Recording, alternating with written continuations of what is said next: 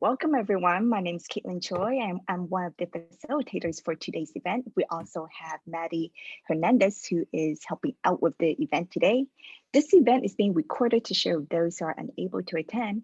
Please sign in to our attendance sheet, tinyurl.com/explore NOAA1. So let me drop that in the chat right now so you can easily access that.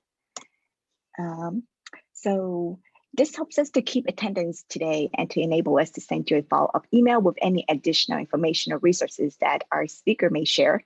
This event is made possible by a work-based learning regional strong workforce grant from LAOCRC in collaboration with STEM Corps and the Society of American Military Engineers student chapter at Saddleback. So we are excited to have Trevor Clark with us today to share his education and career journey. He was an alumni of Saddleback who transferred to UCSB Santa Barbara in physics. So Trevor picked up programming towards the tail end of his years at UCSB, which caused a shift in his career path. He will be sharing with us how he is applying his programming skills to his personal and team projects to help make the world a better place. So as usual, we'll have a Q&A question and answer with the speaker before ending the event with a short survey for you to complete. Okay, so let's get started. Let's give a warm welcome to Trevor, please. And let me spotlight him and stop sharing my screen so he can share. All right, so thank you so much, Trevor. Great, I can see myself on the screen. This must be the spotlight. Okay, so hi everyone, I'm Trevor. So yeah, as Caitlin mentioned, I'm a Saddleback alumni. I went to UC Santa Barbara. Beyond that, and well, you know, I actually have a little bit of a PowerPoint set up, and so I think I'm already starting to get ahead of myself. Let me share my screen, and then we'll go from here. Show the whole desktop. Okay, so you guys see my screen? See this PowerPoint? You should see a green screen. Yeah, you should see a green screen. That's exactly it. So yeah, it's blank, but this is not by mistake. It's green for a reason. One, I've heard that green is kind of a calming color, and so I didn't know how many people were going to be here. It was going to be 200 or 6 or so this is kind of for me, so I can calm down a little bit right now. It's also green is a bit of an environmental color, which I think is some theme that I have, something that like resonates with my life. And there's another reason that's green and that it's blank. And I'll just keep it at that for now. We'll have you guys see in a bit. Okay, so let's talk about exactly what this talk is about. So it's not about me, as this slide says. It is about you. And of course, I'll probably color it quite a bit with personal anecdotes, because I mean, just speaking through experience is usually the best way. I think it's that I can see convey a message. And then Caitlin mentioned in the beginning that that there's going to be a Q&A, but if there's like a question that comes up in the middle of it, like you can send a chat. I actually have I have this open up on my phone as well, so I can monitor the chat if need be. And then yeah, you can also just unmute, I believe. I don't know if she's given that power, so I think sometimes you can't. I heard you guys talking to me, so yeah, you should be able to. So those who did attend live, feel free to ask questions anytime you like. And there will be a lot of unsolicited advice. So this is a little diagram. You'll see the little yeah, it'll be obvious when these happen. Okay, so I'll kind of start with like a bit of a timeline. Education's on the top, work's on the bottom, and I'll just go back to 2007. So I actually joined the Navy in 2007, and I was in for 6 years. So that takes me up to like 2013. And so I was under the nuclear power program. Now with this, I mean, I learned how to like start and like shut down like steam turbines and like condensers. But I mean, I don't know how to like change my own oil, for example. So like the mechanical skills that transferred are a bit questionable. Although I will say yesterday I repaired a blender, so it didn't all go downhill.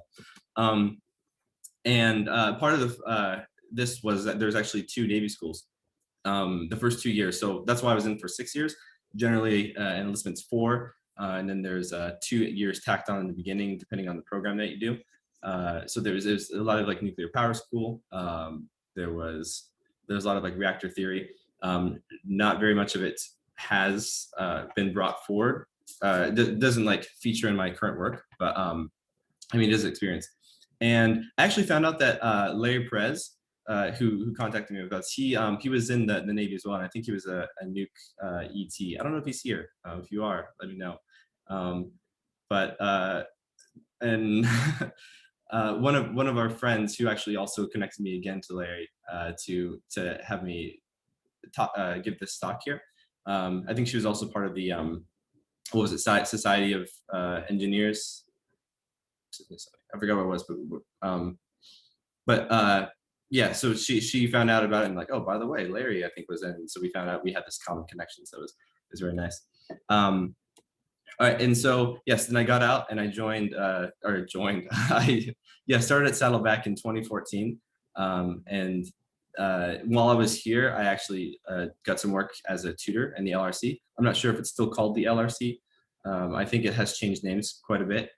And I mean, actually, this is like one of the best jobs I've had, honestly, because it's so great to be in an environment where you're surrounded by a bunch of like passionate people.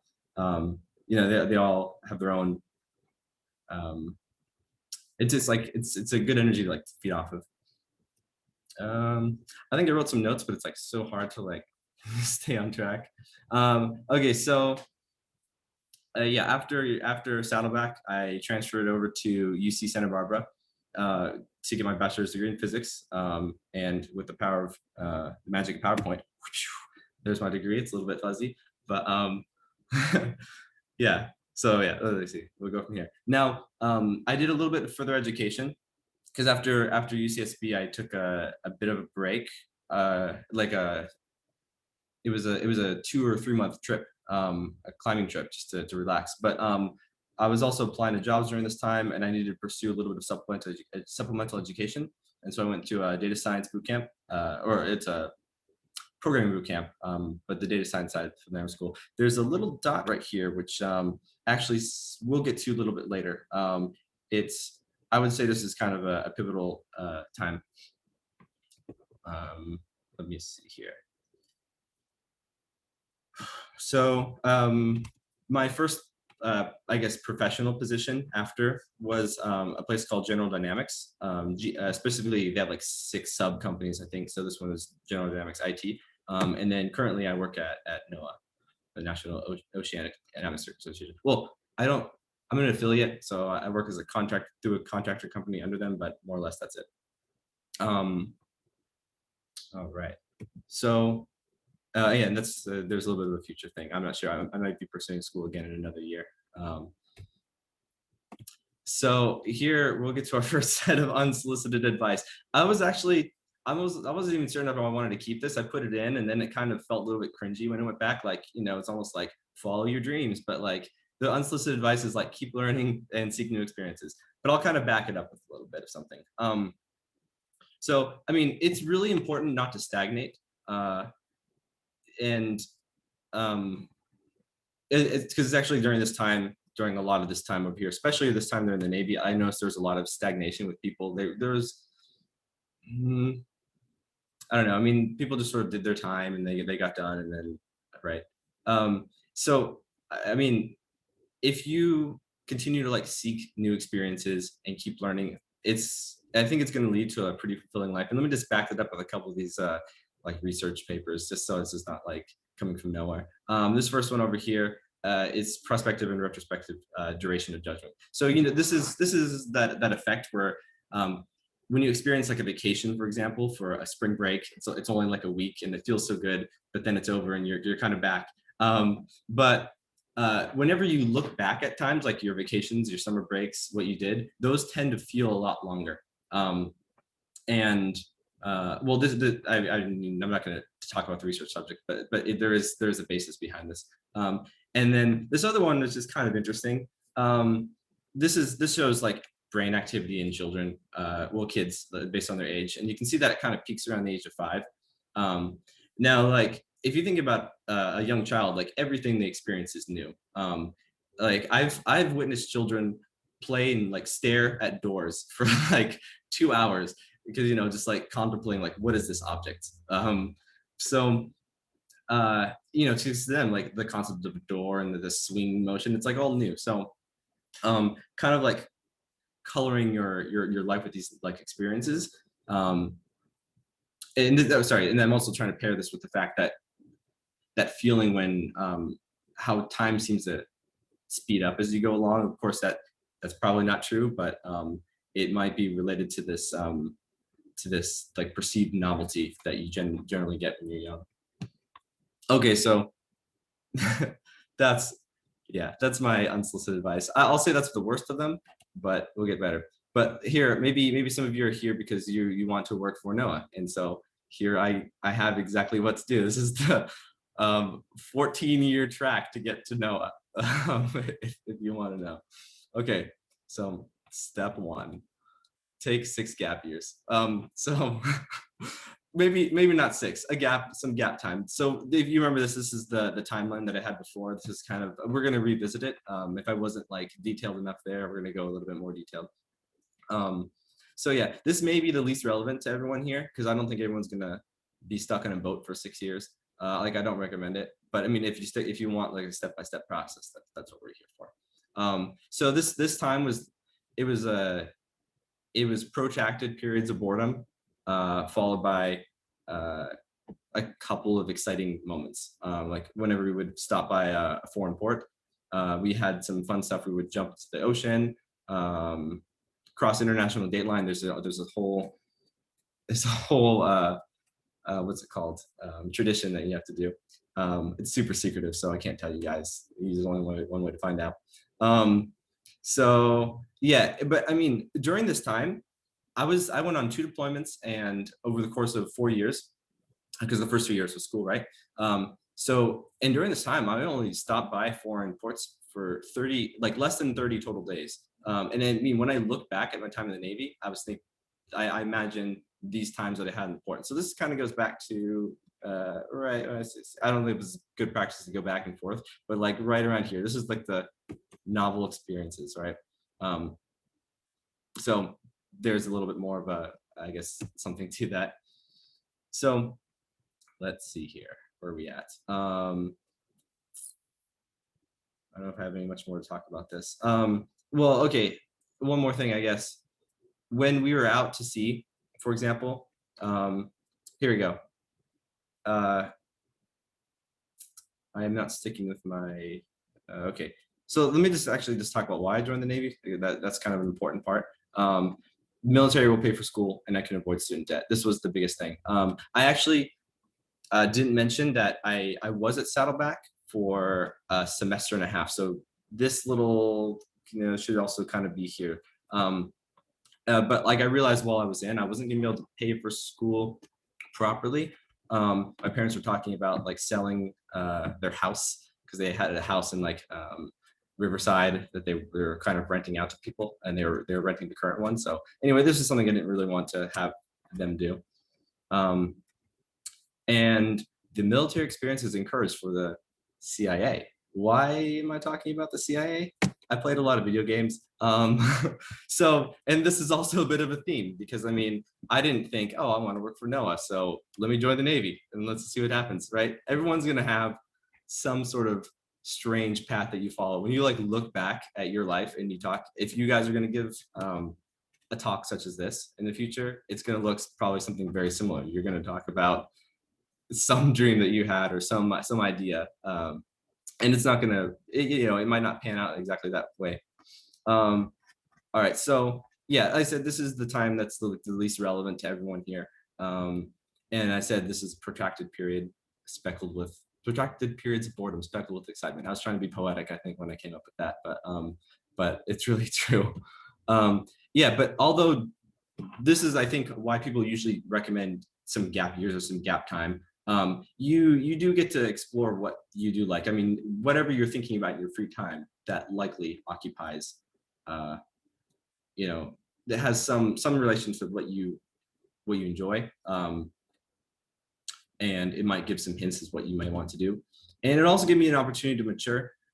When I, given that I had like the right after high school experience of going to Saddleback and then the 6 years later, I definitely noticed, and I saw it with the semester and a half worth of grades that I had, that my study habits had improved, my motivation especially, because I mean, to endure all this to go to school, it really kind of highlighted the fact that I wanted to be there.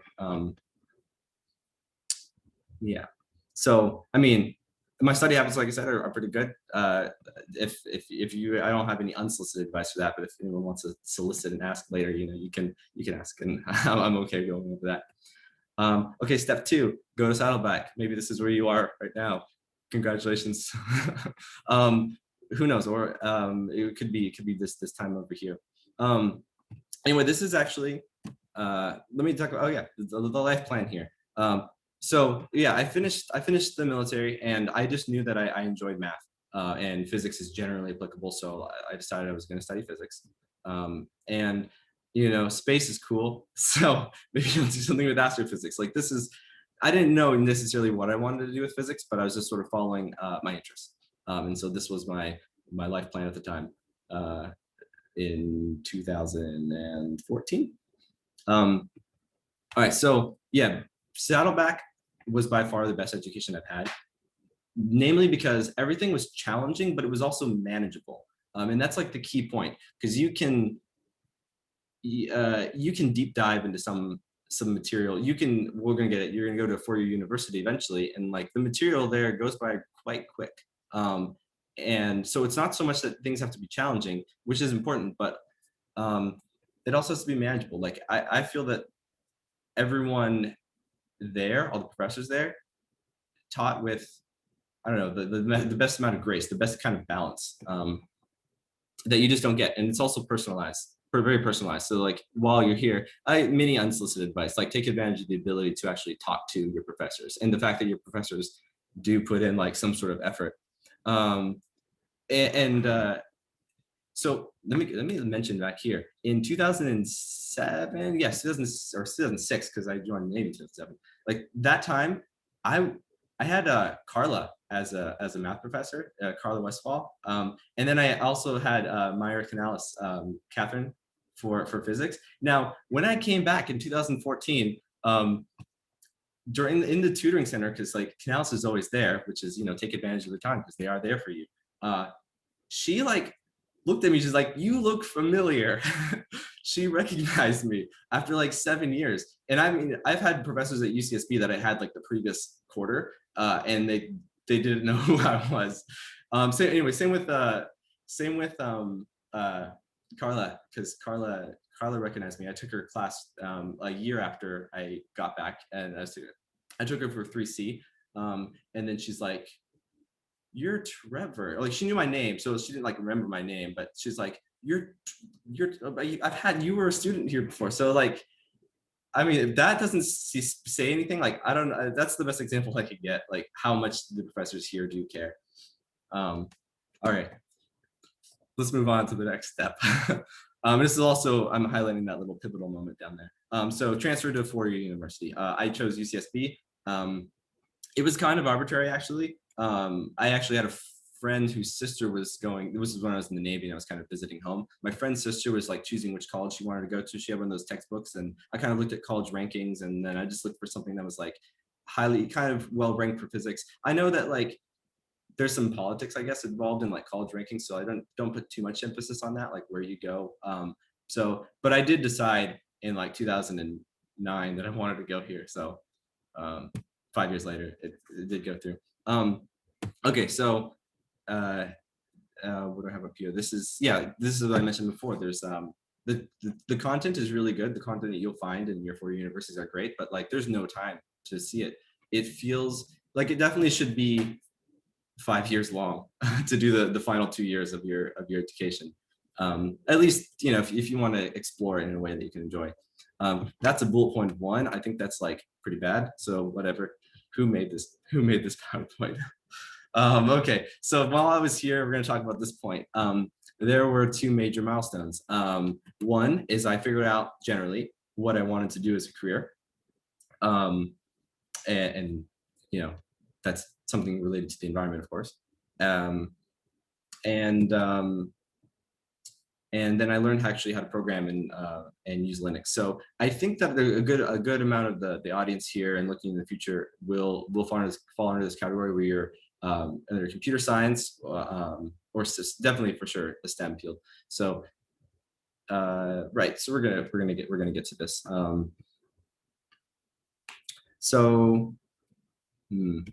Trying to think. So when I did this what I wanted to do as a career, this was like summer of 2017. But this is going to switch over. Here's your next unsolicited advice.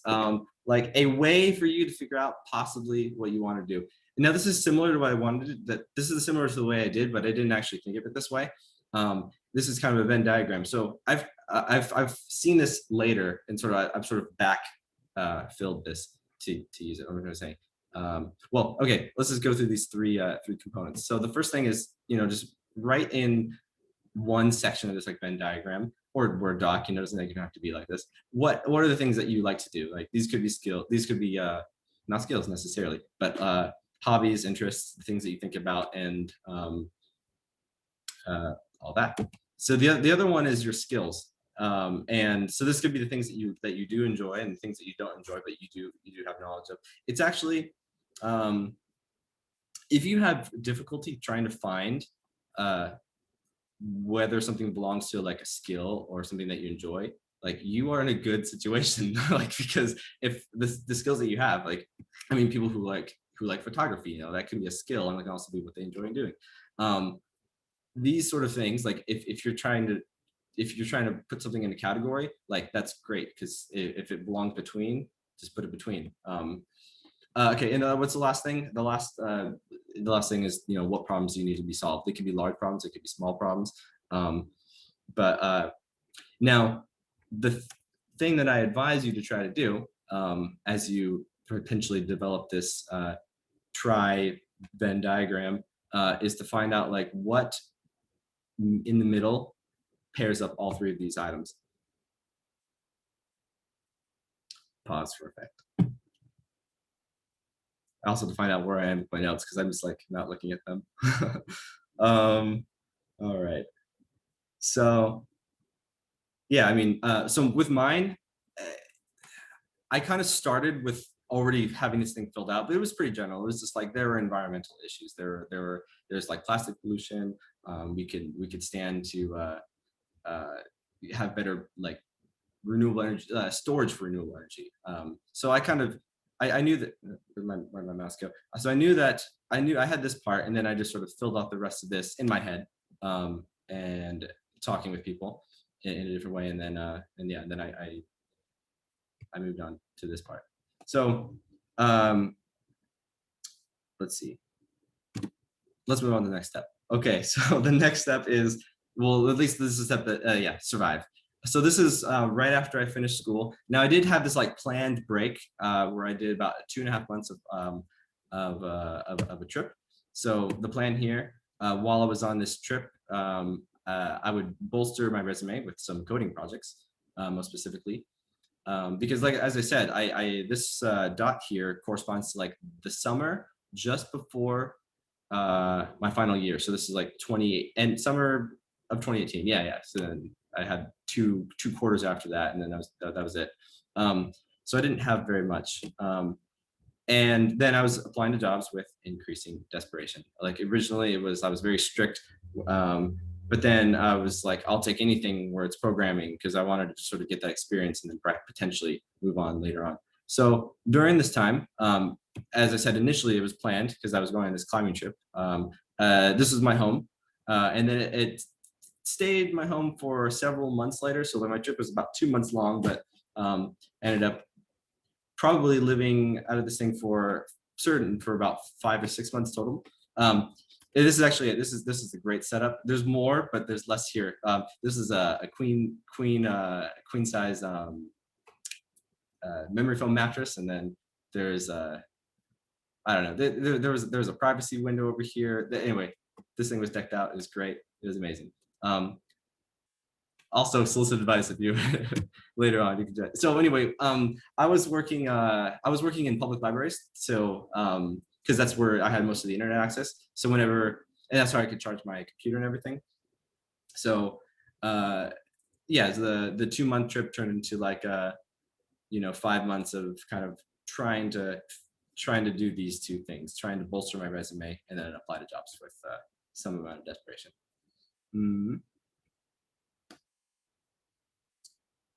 Yeah, let's see.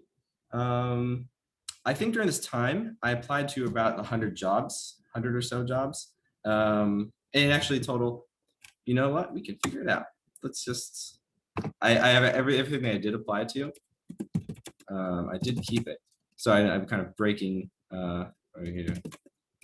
Over here. Application count. Okay, so 161 lines. So from over here, and you can see this is like March. This is like March of 2019. So HRL, a lot of these stuff. Anyway, so we went all the way down, and then I think the job that I do have now, I applied to in November, and here it is. So IMSG, the contractor for NOAA. So yeah, 160 or so jobs. I mean, these are all like really high quality content. Let me get back to Shift F5. Is that how you, let me just do this slideshow from the current slide. Okay, so here we are. What was I gonna say? I'll just pause for effect again while I collect my thoughts. High quality jobs that you apply to, I think. Yeah, thank you very much.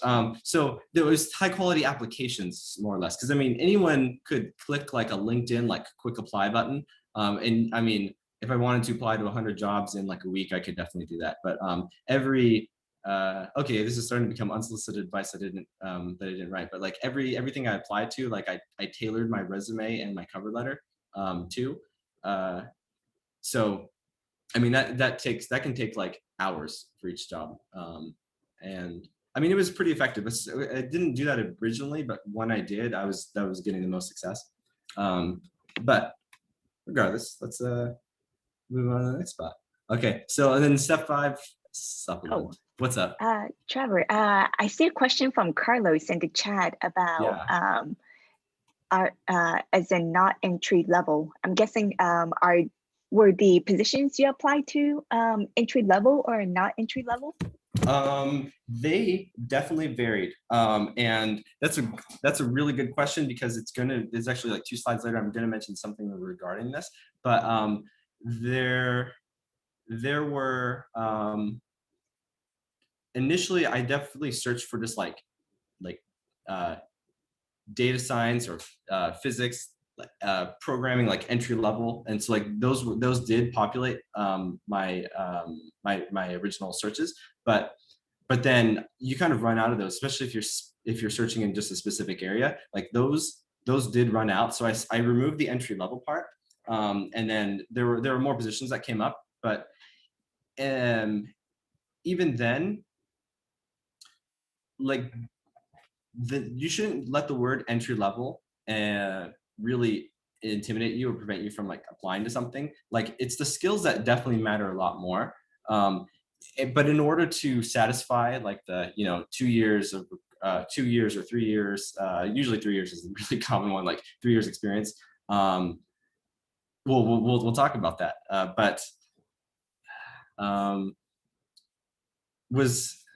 don't know if I answered Carlos's question very well. I can even pull it up locally, but yeah, I don't know if I have the ratio of how many of them were entry level. Initially, I was applying to lots of entry level abilities. Entry level positions, but then I just sort of broadened my search a little bit more. And I mean, the position that I have and the 2 that I did get, so I have this timeline that's getting carried along. This General Dynamics one was like 5 years of experience. as a computational scientist. I had 0 years of computational science. NOAA, the one I'm at right now, it was 3 years. And I mean, when I applied, I had been programming with Python for 2 years, but I didn't have 3 years worth of like professional experience, for example. So and neither of these two were that. So I would not let that stop you from applying to a position if it says or doesn't say entry level or something. Yeah. Okay. Well, if that's not thorough enough, like I have 2 slides ahead. I think I'm ready to get to that. And so. Yeah. Carlos said thank you, and no, it sounds good. Yeah. Great. All right. And so, given that I didn't have because I started programming this summer before these 2 quarters before I took the break off. So I was at this point, I had less than a year of programming experience. I had nothing that was professional, of course. I decided to supplement. This is why I went to Lambda School. And so the life plan here, it was kind of repetitive, continue to bolster my resume with coding projects. And now I chose data science just because it kind of complements my background, physics background. Because I mean, what is there? You can go into web development, you can go into computer security, you can go into data science. So I mean, the companies, my thought is that every company has data, and especially these days where that data is just growing and growing. There's gonna be a problem with that. So I took the data science program.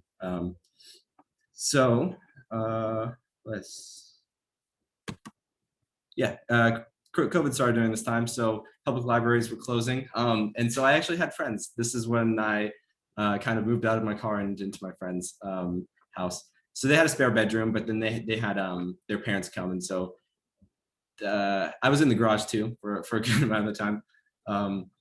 But my most productive 2 months was in my friend's garage. Let's see, this is the next part. Maybe we can shortcut all this. And so you don't have to do in 14 years, according to this timeline, you can do it in 12. So now this part, let's see. If you start now, you can definitely avoid catching up later. And when I say start now, let's see. In retrospect, this is it. I lacked experience. So you saw my first jobs I was applying to was in March, and this is around the time I graduated. I did 2 semesters or 2 quarters over, and so I finished in that early spring. And so this was the beginning of my GitHub history. And then this really productive week right here was just me making a portfolio website, because a lot of applications I was seeing said put your portfolio website here. I was like, what's that? So Googled it, made something. It's the same one I have right now. It's one of those github.io ones. You can make it for free if you have a GitHub account.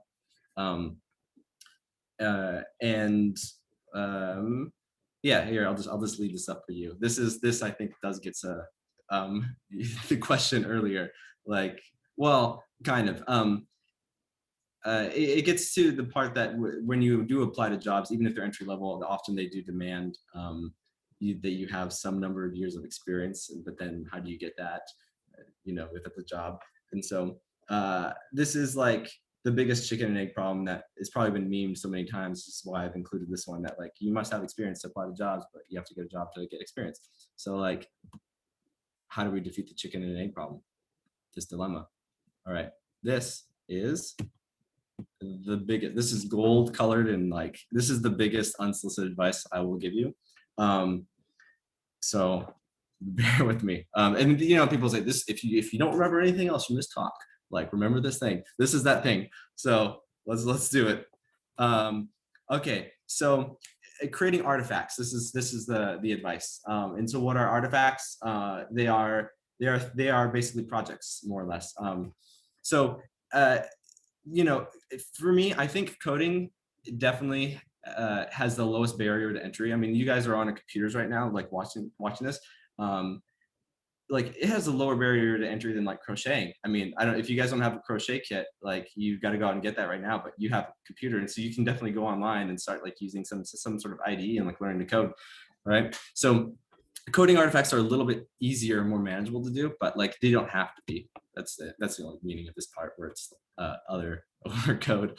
Okay, so regardless, it's a good thing to like just pull from like your hobbies, interests, and even from school. Like as you go along, you're going to be taking stuff. You might just go over like a chapter or something that's interesting in your class, or you're in extracurricular. Well, I can't speak. Extracurricular clubs when there's just something that's interesting. So these are things that you can pull and include, code or not code, into some sort of artifacts that you can make as you go along over these next couple of years. Yeah, and this you remember this Venn diagram that we brought up earlier. I mean, this can either you can pull from it, like you can pull from your skills and ideas, and you can make a mini, like this thing that you do is like your artifact could be a mini compilation of the stuff that you currently know, or you can also explore new things, and then you just grow your like Venn diagram of skills and things that you like to do, and put that in there.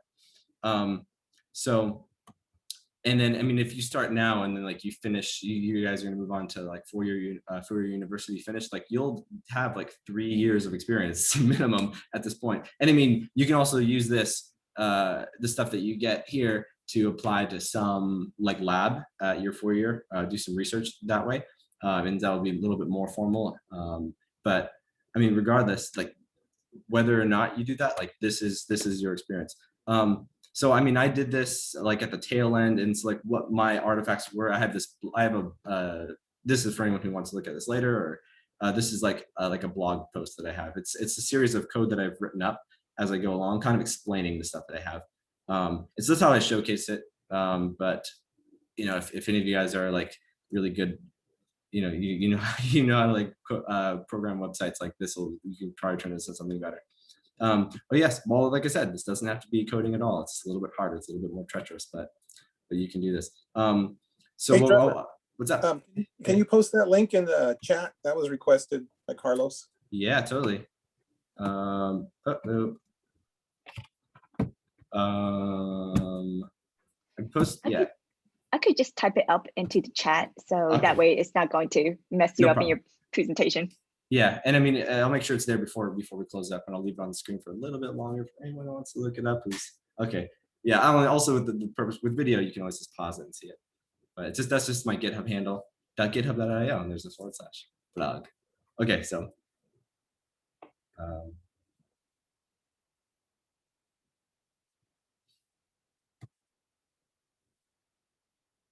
Are we all good here? Did you have it in the chat? Yep, it's been typed up in the chat. Sweet, thank you.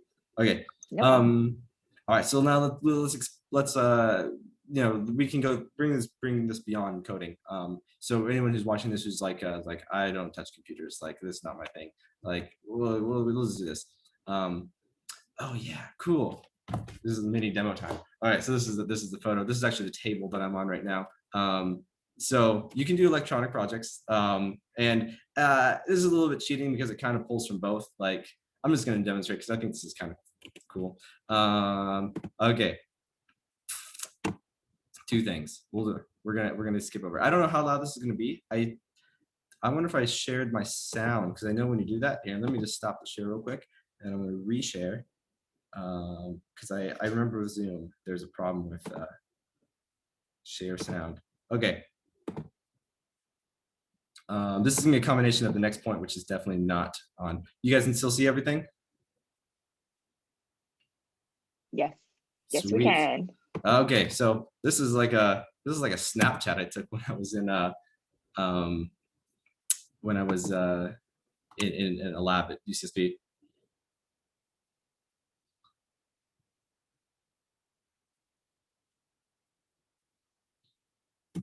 Okay, so you probably heard me right there. So we had an oscilloscope.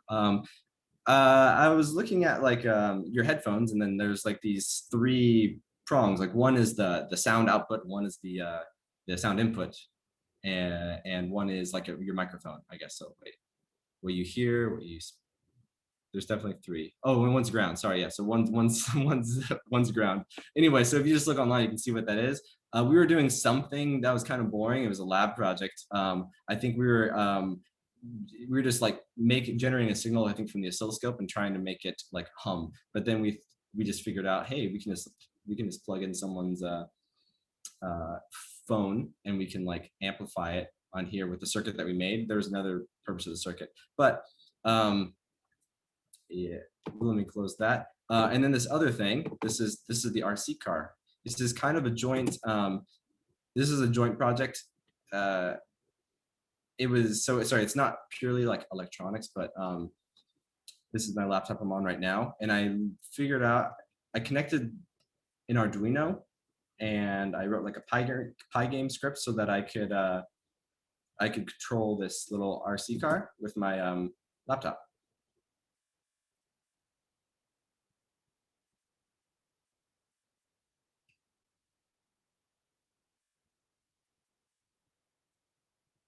Pretty enjoyable. Okay, so now I'm not just like trying to show off with these two things. These two items right here got me to the final steps of like an interview for Lawrence Livermore National Lab. These were things that I just like, oh, this would be fun. Let me just take a video of this. Oh, let me just try this thing. These two things alone, even though I was like I studied physics, not electrical engineering. I was programming for a little bit, but these two like artifacts got me to almost. So I guess it wasn't a success story. I didn't get hired at Lawrence Livermore National Lab, but like those two things alone. I mean, if I had more, if I was planning ahead, like honestly, these would have been. This probably would have been a lot better. This last one isn't anything. It's just me trying to be like, oh, actually, you can look at the script. You can look at this. We took analog electronics course in physics, and there's these are transistors, and so I acquired them from my school. And the transistor is basically you put a small voltage on like the middle of the three.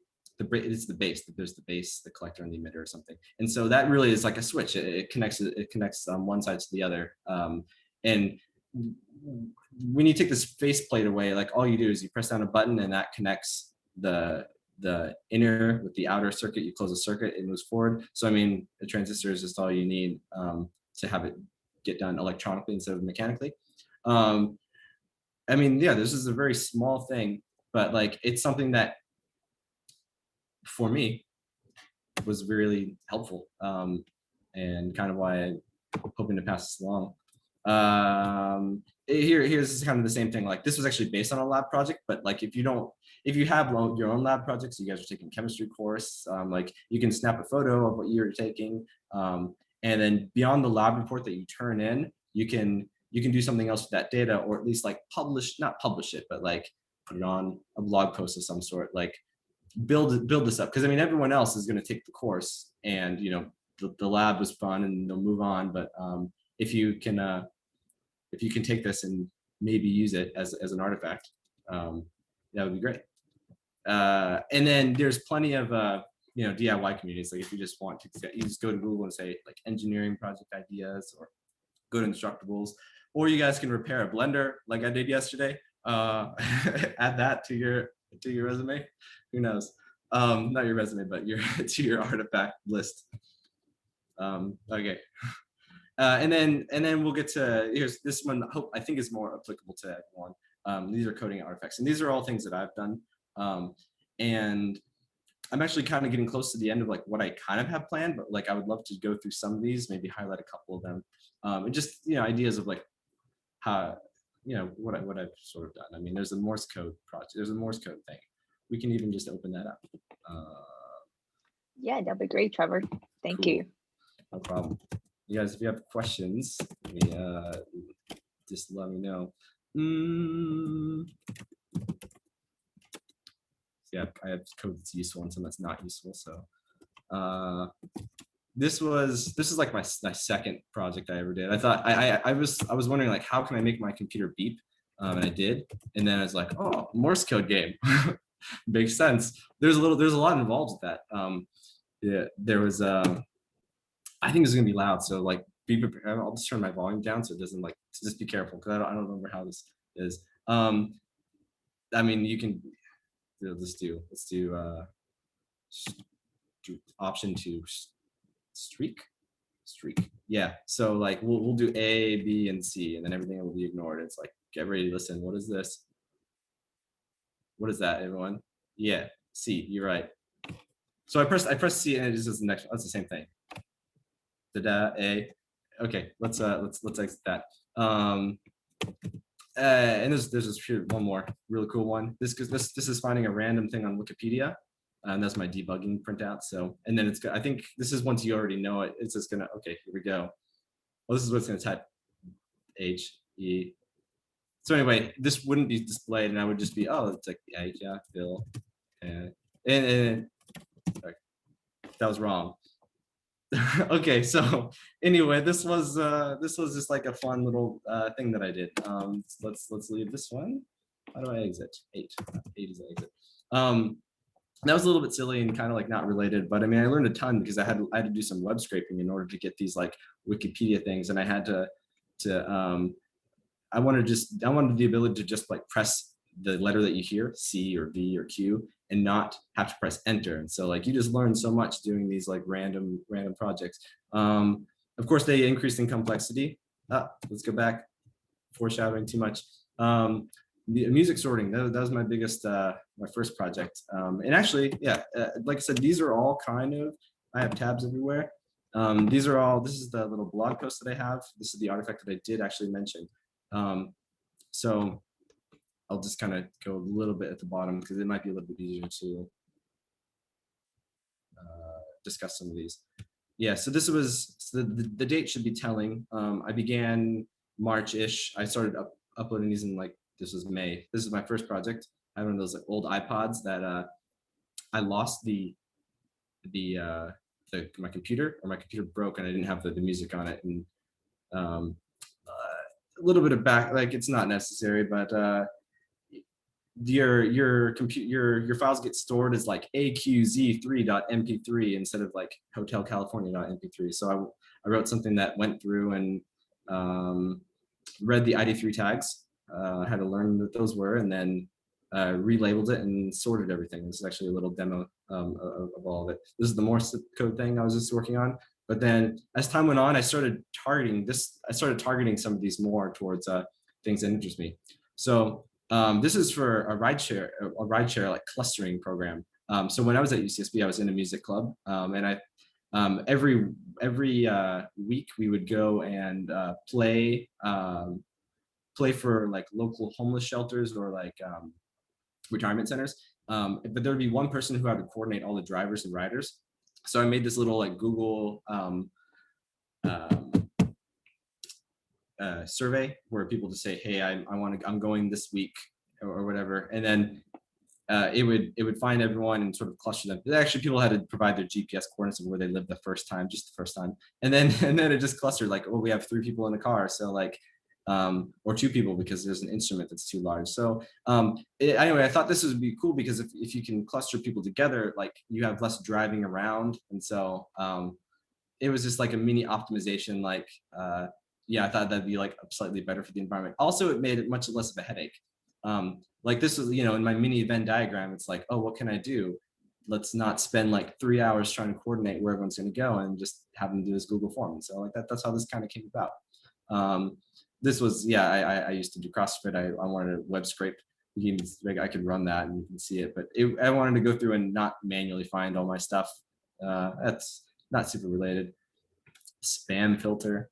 That I was starting to do some data science stuff on my own. This is before I went, I think September was when I started Lambda school, but I was interested in data science and I was starting to do some stuff on my own. I think it was pretty good. I think it worked with like it classified spam with like a 98.5% accuracy or something. Okay, and when I was on my climbing trip, my laptop was stolen. And someone like broke into my car, my home, I should say. And like, yeah, they took my laptop. And so I was super inspired by that. I was for sure bummed. I see the sad face reaction, Caitlin. Yeah. I was kind of bummed, but then I was inspired to write like spyware on my own computer. So like here's the general thing. Like I have a login which has my name, and I had one that said guest, no password. You see, that was bait, because if anyone clicks like the guest, no password, you know, presumably they stole my computer and they're logging into it.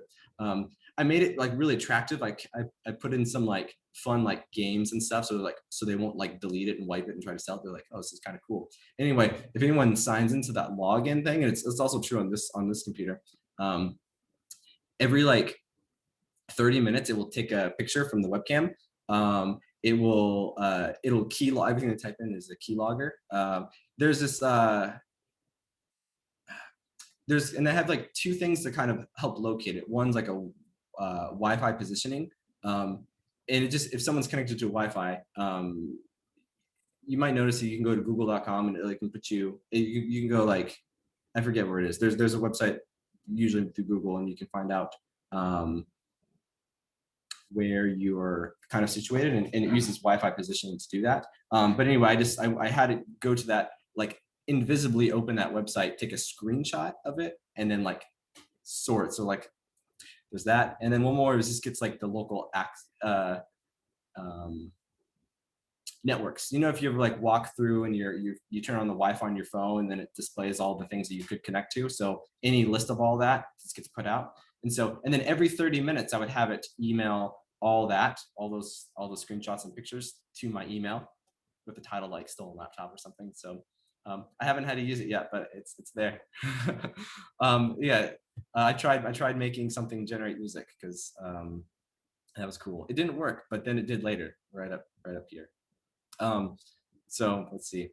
This is an analysis because I'm a rock climber, and so both of these were just web scraping projects and the data analyses. When I was on my trip, I had to type in like the GPS coordinates to all these locations manually. So I made a web scraper that would go through mountain project in a specific area, grab all the GPS coordinates, all the climbs, and then put it in a GPX file, and then I can just upload it to my GPS. And so I still use that all the time. Here's where I'm getting a little bit more environmental. I have this like big dream of being able to find optimal locations for like solar panels and geothermal and hydroelectric and all that. So this is not that big dream project, but what this does, this is actually just this is like an interactive web app. And I mean, you can go in here, I'll open in the new tab while I'm explaining it. Oh, actually, the code, the project is here. Here we go. This is the project. So it'll probably take a little second to load, but what this is just an interactive web app where you can explore the eastern half of the US and the western half of the US. These are all like types of power plants that do exist. And I made a little predictor, like, you know, like if you can generally see that there's some more solar energies are put here. So based on the fact that there is more solar here, I'm imagining it's put there for a reason. So if you wanted to make a prediction, if you put a solar panel out here or a wind farm, like what is the potential power output in megawatts? I'll let that load over this, I think. You see, because I definitely did this while I was not making anything. So I have the free tier of Heroku, which hosts your web apps. I'm sure all of you may have better solutions going on. I'll come back to that in a sec.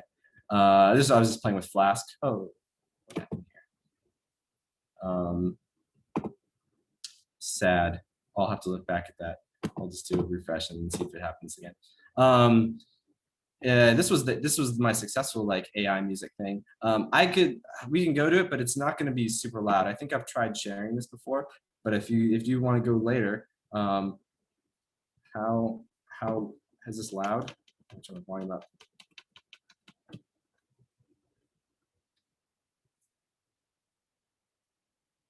was beautiful. It's music. What do you guys think? I'm not sure I'm hearing anything. Okay. Yeah, I mean, it might be super quiet. If you have, I have my headphones on like at max. So if you don't, okay. No, nothing. No one's hearing anything. Okay.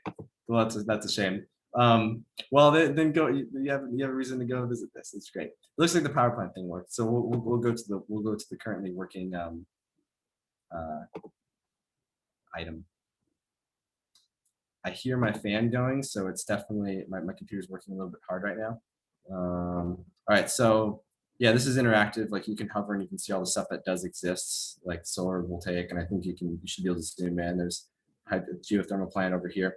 Yeah, so let's just try to make some predictions. For example, what is the plant type? We're going to say we'll just do a conventional steam coal. Unfortunately, we'll use lignite coal. It's going to be, there's no option. It's going to be a steam turbine of some sort.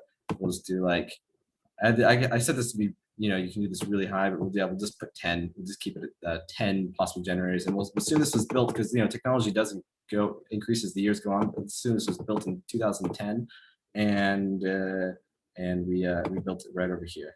Boom. And so it predicts 285 megawatts. I mean, this was based on data science principles that I learned when I was in the coding boot camp. So this I think was based on some sort of ridge regression. I had something that made better predictions, but it didn't vary too much by. Let me see. It was this doesn't matter. It's this is just yeah. Part of my my attempts to like make something that would be kind of environmental. I'm gonna come back to this big project right here. There's a coronavirus one. There's interesting looking data. This one I really enjoyed, a smart intersection, because I mean, who hates driving?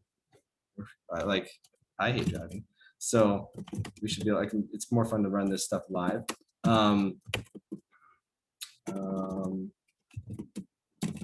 Let's go to I think the beta version is better.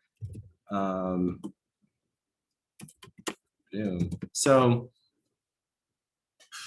I just had this like nice imagination that it'd be good if like cars could go and not have to stop at lights. Like I hate driving and then like all of a sudden I approach a light and then it's like, oh, yellow, red, so you have to stop, and then like one little car like turns the corner, and then you go again. So I thought it'd be cool to design this like these pixels to go across this intersection and sort of like get a little time reserve. I mean, there's a, like I said, this little everything in these blog posts sort of explain what's going on, like a reservation system. If one car is already going up here and another car is going to go here, there's going to be some overlap time when they're going to be in the intersection. So it suggests different speeds so that you can go through the intersection when there's not as many cars that are there. And it works okay. I mean, a lot of times because I can't. There's two big major bugs where cars will kind of like pass through each other going forward sometimes. And the other one is that like you can't control these down to like the fractions of pixels because only whole numbers of pixels exist. So this was something that something I would love to have go on in the future. Maybe not based on this because that like semi and that motorcycle just had a bad accident, but something similar. Okay, I'm going to share one more big project. And this was like, I guess it's called the Trash Panda, right? This is a web app, and this is like a final project at the data science bootcamp. So there was UX designers, there were web developers, and yeah, I mean, I was inspired because during a winter break, I was helping my mom clean out the garage, and she doesn't make good recycling decisions. Like she thinks everything is recyclable. She'll put like films in the recycling bin, and those usually just gunk up the machines. So this actually, you can see the whole thing from the beginning, like my original proposal. It has the same like calming green effect as my PowerPoint, which I've abandoned quite a while ago. And then all the development stuff, and I'll just share this one demo. These lab demos to everyone was like exciting. Currently the web app is down either because the API key we have has been revoked or there's a problem with like the newest version of React.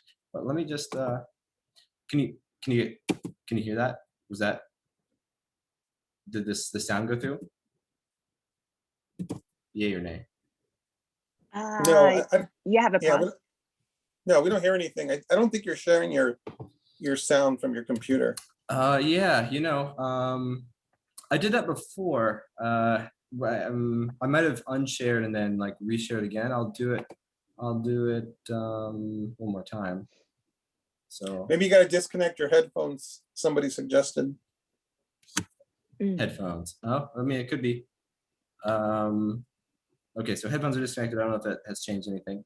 I'm gonna share screen. And I mean, share computer audio should be, it says share sound is clicked. Okay. Okay. How's that like sound? Is it loud or quiet? Nothing is coming through. Yeah. No. Darn. No. Okay. Yeah. What's that? Nothing. Okay. Nothing. Okay. Well then, I'll just sort of have this go through. This is me using the app. I have to like turn my volume down because I'm speaking over myself and it's really rude. Okay. Let's see. I took a photo, I guess, of this, of some object. And what it does is it recognizes the object. Give it a second. It's some sort of fabric. Great. And then I can click which type, and I can click locate centers where you can bring it. It doesn't look like it happened, but anyway. So I worked on the computer vision side of this. I also proposed this project. I have to take my headphones out because I'm distracting myself. Okay. So I can't hear anything, so I don't know what's going on. You guys enjoy, hopefully this working. With this project, yes, I didn't want to get put into some generic project, so I proposed this like the Wednesday before the Friday before like groups were selected, and then someone like approved of the idea of building this, and then I went through and I was given a team on Monday, and so we spent 2 months developing this. I'm, of course, on the data science side, so I worked on this image recognition portion. We used, I think, YOLO version 3. You only look once is what YOLO stands for. And, but a lot of it was building a pipeline because we had to get sample images from like Bing, much better quality than Google Images. And for like each of these categories, about 2,000 images. So most of it was like building this pipeline that would add bounding boxes around this. So like you can have a bunch of pictures of these objects, but you need to add boxes around them, sort of label them.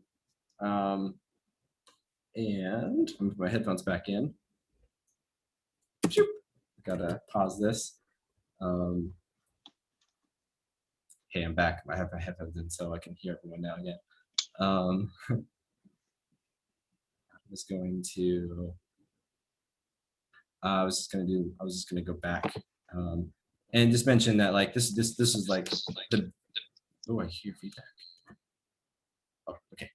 So I mean, this was when I was developing it, like automated bounding boxes. So you would take an image and then you would add like this box around it. And it was harder when there were photos that didn't have like non-transparent backgrounds. So a lot of the pipeline was trying to take photos, sort of guess a background, remove the background, add these bounding boxes, and then label it. So we didn't have to manually label everything. And so, I mean, in the very end, like we spent so much on this pipeline, and then in the end, we just we had everything like get run, get trained. And the whole like actual machine learning and data science happened at the very last like week. There's a little bit of stuff behind this that we don't have to worry about, duplicate images, but yeah, we got a carrot and we got a bowl. So the carrot is obviously silly. These were just the funny stuff like cake. So, but obviously it did a lot better during the development to this data pipeline.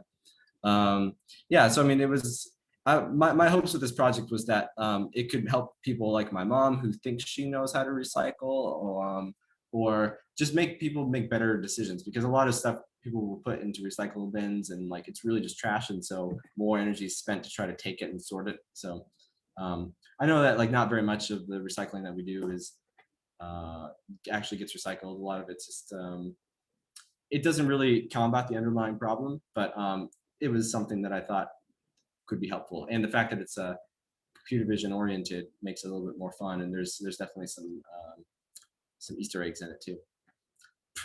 Okay, here, let's finish up this. I forgot we had this whole discussion. So here it is.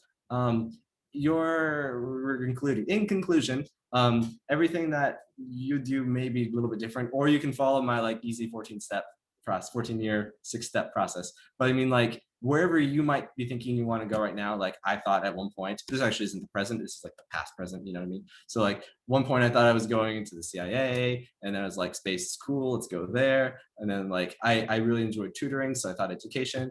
I mean, right now, this is I don't think I'm gonna like really. I feel like I'm more certain that I'm not going to deviate from some of the sort of environmental causes. Those like just resonate so deeply with me. So, but I mean, like specifically what I do might change. It might go from like maybe I want to work on with plastics pollution, or maybe it's like energy storage and stuff. So here, this is the final screen. So this is the final read. So why else is it blank? It's because your path is open. It's open for you to draw on, to create something like this, but it's gonna be something a little bit different. So that's my metaphor that I decided to begin and end this with, and that should be it. Do you guys have any questions that I haven't already talked about? Some more solicited advice. What's going on? Here, let me stop my share too.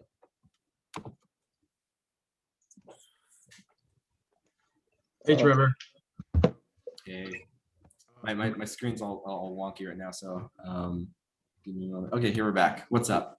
I have a quick question. You said earlier, Yeah. let me just get at least I thought I spelled it right. You said crochet kit. Could you elaborate more on that?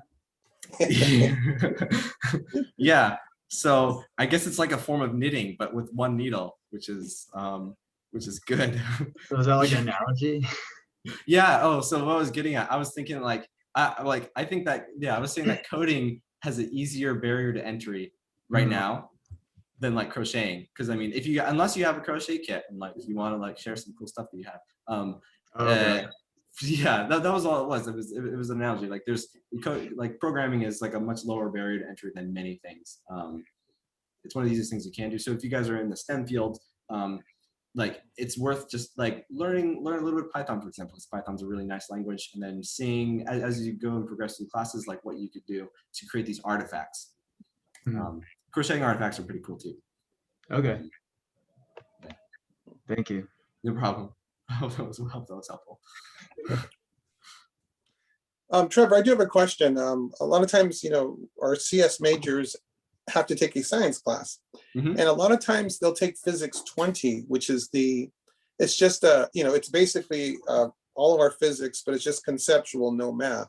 Yeah. Then we have the physics 2A option, which is basically the trig base. And of course you have the 4A, so series, the calculus based one. So it seems to me that it would be advantageous for the CS majors to not just take the one semester conceptual physics and rather go for the physics 2A series, which is usually for the medical field, biofield, because it exposes everything that you saw in 4A through 4C. It's just that it wasn't, but it's 2 semesters, it's an extra semester. So I would think that would be a good recommendation to these students. So I kind of wanted to get your idea for someone who's not really an engineering major, but a CS major, the advantages of taking the 2A over the non-math based physics. Yeah, well, so I think there's 2 ideas that are coming to mind right here. For one, what separates a CS major from someone who just like programs? It's usually like this deeper knowledge, and often it's very mathematical knowledge that you can bring to the stuff that you do. So yeah, in terms of like creating artifacts as well. I mean, as someone who can program, and you can just take these like interesting ideas, and then you can like make physical models. Like that's one thing that if you're just doing a course and you're just doing like hand equations by hand, you can supplement that with what you already know, and that would be like a prime example of an artifact. Like you may have studied CS, but when you're in this physics class, you decided to take this principle. And then just make this like large model that's not something that you can do like analytically on paper, because there's a lot of numerical math. There's a lot of equations and problems that like you just can't solve analytically. two ideas came to mind. That was one based on your question, and now the other one's I'm forgetting what else. Well, the other thing you did mention is about your artifact list, that you felt that like taking pictures of your physics 4A labs would, I guess, count as an artifact that you would want to put in, right? Precisely. Yeah. Especially it's most especially an artifact because you're combining it with the knowledge that you already do have, like the computer science. It's not just, oh, I just took a picture of my 4A lab and here it is. But I did this thing with 4A, and then I also decided to model it physically. And so like that is like the prime example of taking this course that's just something that school kind of forces you to take, but then internalizing it, because you get to play with the idea, whether it's biology or physics. I mean, I enjoy physics, so obviously I'm gonna be more biased towards that. But you, by combining it with the things that you already have, you get this like tinkering nature. This is why people who like grow up fixing blenders, or repairing cars, they get into that because it's like this tinkering. You get to connect what you already like with new information, and that's probably like the best example. The deepest kind of learning is when you can connect what you already have and connect with it personally. Yeah. Do you remember which 4A lab you modeled? You said.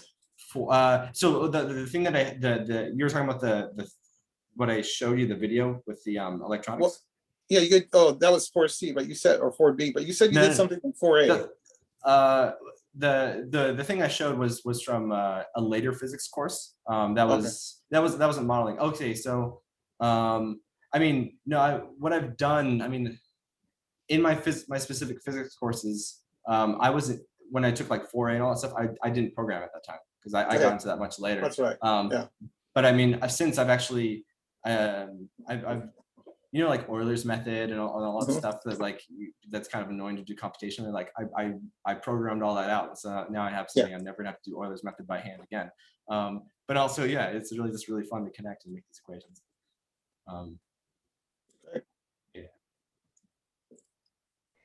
You came in a little bit late, Larry. I mean, I'm kidding. Sorry about that. You're in ET. I had a question for you, but you weren't here. You were in ET, right? ET or EM? Cool. No, I was an ET nuke. Yeah. Okay. Yeah. I was a nuke MM. I know about your ceremonies, about crossing the equator, date line, all that. Yeah. Two of them. That makes two. All right. Do we have any more questions for Trevor here? So Trevor, you're saying you went. Thanks for the talk. No problem. Yeah, giving us time. You said you went to UC Barbara after Saddleback, so you were a Gaucho squared, a 2-time Gaucho. Yeah, that's true. Yeah, for sure. So yeah, I had like a sort of a similar trajectory. I actually went to UC Santa Barbara and doing something very different, and now Saddleback doing computer science, and I'm pretty done with my mission here. Yes. But I was wondering, I'm very interested, I guess being my main thing, I'm very interested in minoring in physics or in math. Ideally, that's what I want to do. And you conversely did physics and then got into CS. So I was wondering, your physics education, how does that play into your new career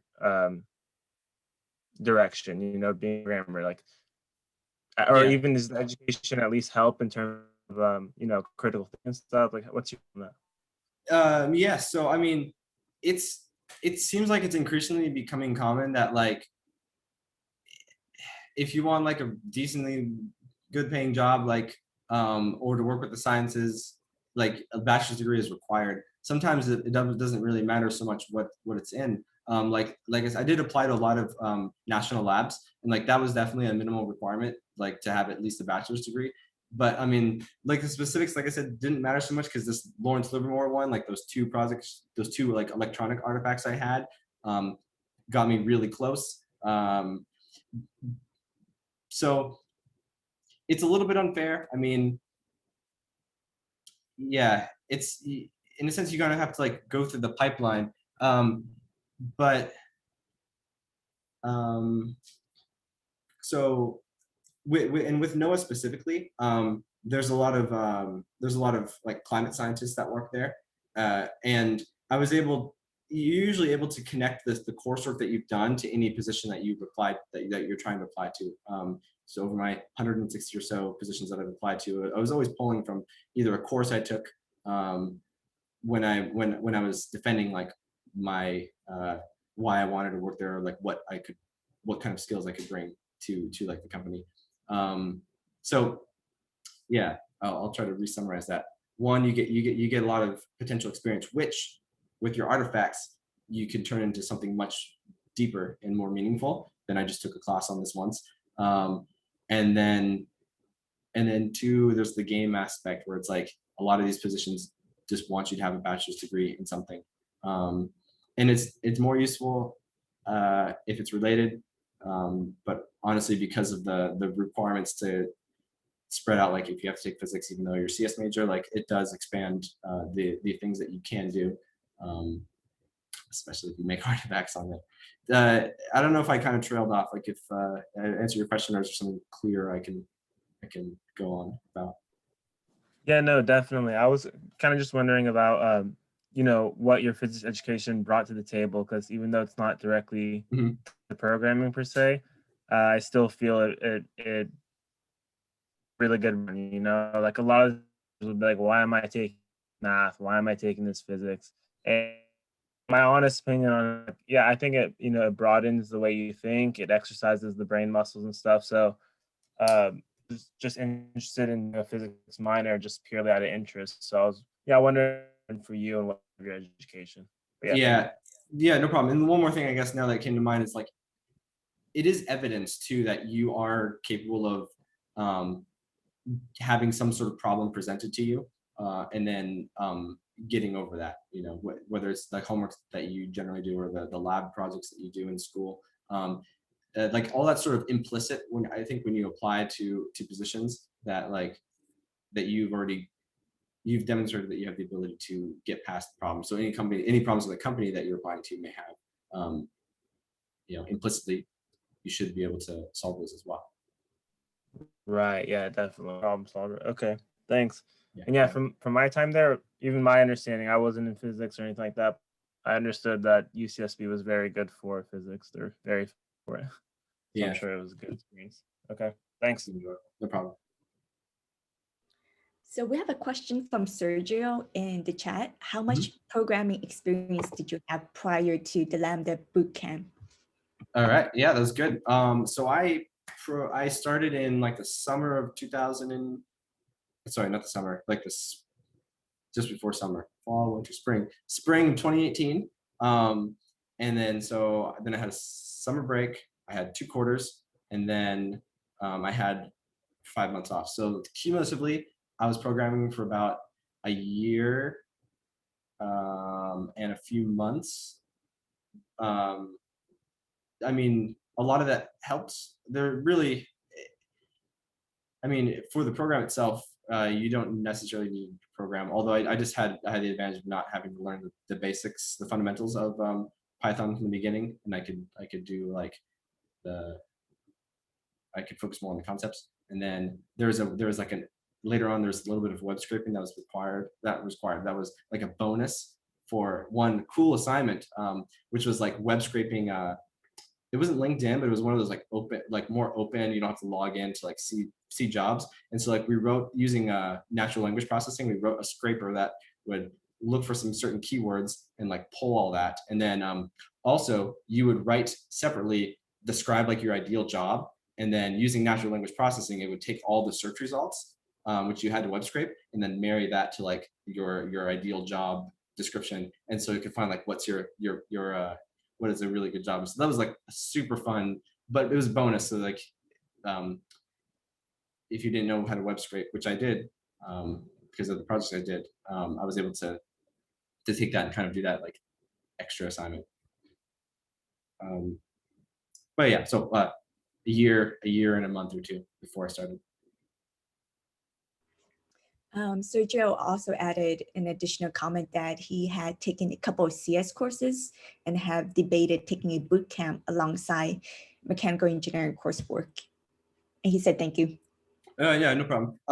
I would say like, I mean, especially if you're going along through college right now, you don't necessarily need to do that. Like I kind of just like the shortcut, the whole reason that I had talked about the shortcut is like build these artifacts and build these projects. So if you're doing mechanical engineering, that's great because then you can, you're gonna learn a lot of stuff that you could probably model with programming that you do know. And then if you want to put that up on a website, like you can learn web development from scratch. And so during this like next like 3 or so years, I'm assuming, until you like graduate from your four-year degree, you don't have to do a boot camp. Like you will have built the you'll build products and you'll have like learned and debugged all this code. It's like I think if you'll have programmed for like 3 years by this time and you have all these artifacts, like you do not need to jump to a boot camp. So artifacts. One point.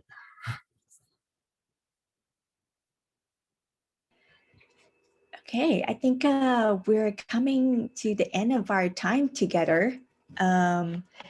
Maybe we could take one more question.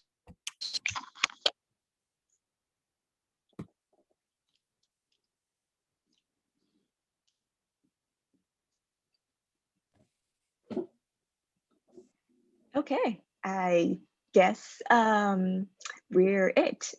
So thank you so much, Trevor, for coming and sharing your experiences, your unsolicited advice, and your passion projects with us.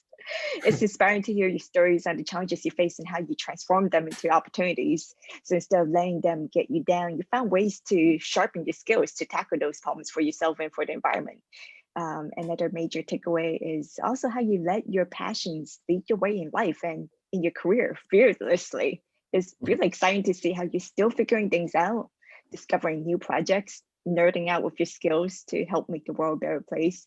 So thank you for sharing that, for sharing yourself.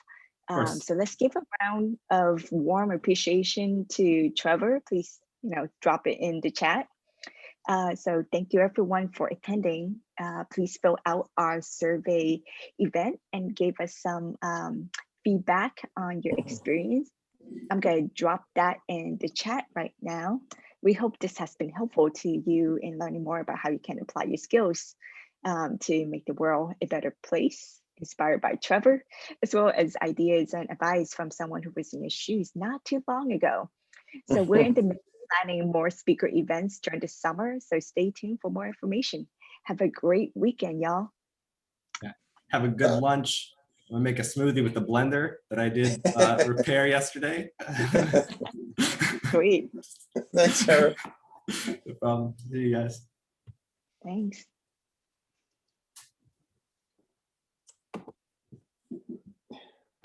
All right.